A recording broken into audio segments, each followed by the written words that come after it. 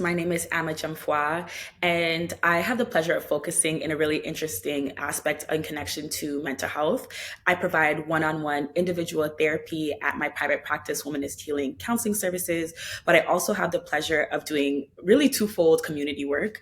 Part of that is around providing wellness workshops, events, group therapy in specifically Black communities to allow the space for better culturally responsive and affirming resources. And the other part of my work is that I offer trainings that allow folks to think about in the social work field, what does it look like to have more culturally affirming practices, in particular from an Afrocentric or Black affirming lens. So I would love to share a little bit about our signature fried cocoa for the mind and soul. Of course, the pandemic was in some ways several years ago, but it's very hopefully fresh in our memories in some ways. And in particular, one of the things that came up was it was a space where I was doing a lot of Black wellness workshops. And I wanted to create a space that allowed us to, of course, talk about the challenges and difficulties in navigating Black mental health and talking about racial trauma, but doing it in a way that also invited joy and hope and really just being culturally affirming. And for those who are part of Black diaspora communities, whether you're Caribbean or African or from other parts of Latin America, plantain is a really big food that a lot of us love. And so I use fried plantain as a way in which for us to talk through and walk through our mental health. So the Fried Cocoa for the Mind and Soul series, it allows us to specifically talk about affirming Black mental health from a lot of different lenses. We offer it in both 3 and 6 parts. And as a result of leading it for the last 4 years, we've actually been able to deliver the series to over 700 participants.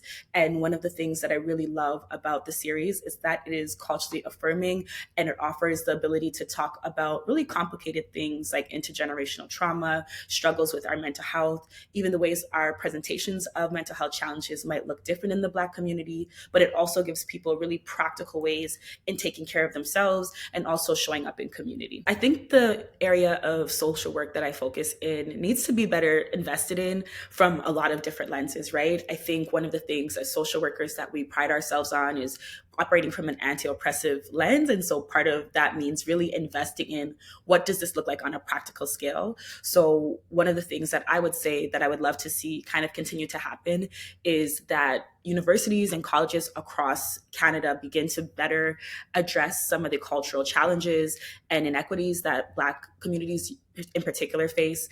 Folks like Dr. Dolores Mullings, Dr. Jennifer Clark, Dr. Wanda Bernard have been really key in creating the first Afrocentric social work text that I've been a contributing member of or writer of. And so I would love to see a book like that invited into the universities that we have that are teaching social work curriculum. And then on the other side, for organizations, I think one of the most important things that can happen is that we see the investment in addressing anti-Black racism and challenges around culturally affirming care be addressed consistently. And so really having ongoing strategic plans, policies, and ways forward that allows us to invest in really ensuring that everyone feels truly welcomed in the environments where we are providing care. I think I want to highlight that although sometimes our field, whether it be funding challenges, whether it be, massive changes that can be happening in our organizations can feel really difficult and challenging. One of the things that I really want to affirm is for us to think about our position as social workers as a real key way for us to be able to address some of the things that we're struggling with.